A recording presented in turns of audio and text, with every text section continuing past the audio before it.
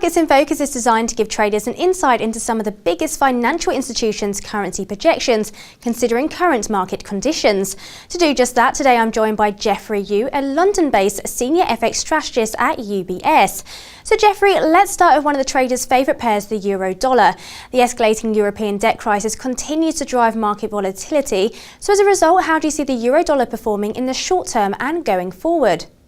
In the short term, we expect it to trade lower as well. The layer of support that the euro has enjoyed for whatever reason of late, that seems to be capitulating. I think the key message from markets right now is that everyone realizes that the European authorities do not have a plan. The next scheduled major event is probably the December 9th Eurozone and European Union Leaders Summit.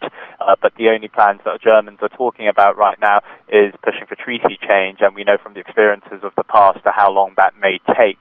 So in the short term, any new measures from expanding the firepower of the EFSF to trying to encourage external investment, both of these seem to be off the table at this stage. However, there is some discussion about maybe giving the ECB more resources. There was a story overnight saying capping their firepower per week in the S&P purchase program to 20 billion. Now, on face value, this may sound like good news, given after 50 weeks you get $1 trillion, which is more than the financing needs of Spain and Italy for next year.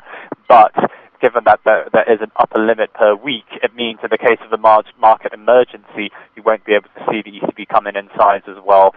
So it's more a prohibitive restriction on the ECB rather than giving them a mandate to do whatever they want. So markets will realize this, even though we are seeing a bit of a short covering rally in periphery bonds today and across the board in fixed income. We don't expect it to last, and that should put pressure on Eurodollar accordingly.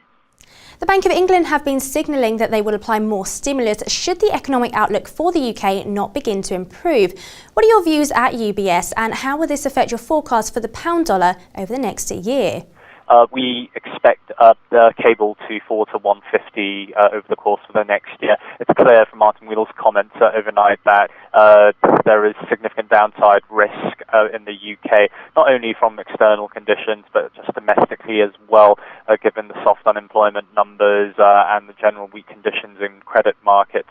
So we think the current 75 billion asset purchase program is only a first step. This will more than likely be expanded next year, and should that be the case, given the BOE's balance sheet, it's possible that we are seeing a critical mass such that markets will no longer view sterling as a safe haven relative to the dollar in particular, but more that sterling is being actively debased, and pushing for weaker sterling as a form of stimulus is being encouraged by the BOE. Under these circumstances, we find it very hard to see sterling rally. And finally, Geoffrey, let's touch on one of the Scandinavian currencies, the Norwegian Krone, for example. What are your forecasts looking like for the Norwegian Krone against the euro and the US dollar in the short, mid and long term? Well, against the euro, we have it at 7.10 over the course of the next 12 months, and towards the end of next year, we should have it around 5.65 to 5.70 against the dollar. So $1 trading at 5.70 NOK kronas. The basic message there is even though Norway is highly exposed to the Eurozone's financial crisis as well, given its export exposures more in terms of commodities, and we expect commodities to actually hold quite well next year from existing emerging market demand or just general conditions within the commodity super cycle, it should outperform some of its peers, and especially the Swedish krona.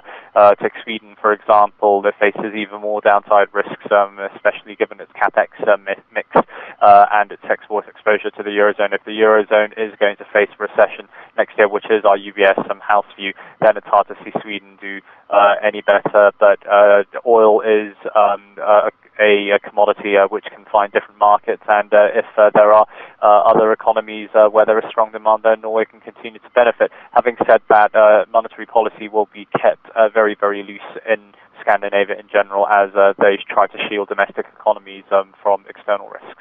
Thank you very much, Geoff. So there you have it, UBS's latest projections on some of your favourite currency pairs. Join me again next week for more Targets in Focus, but for now, goodbye.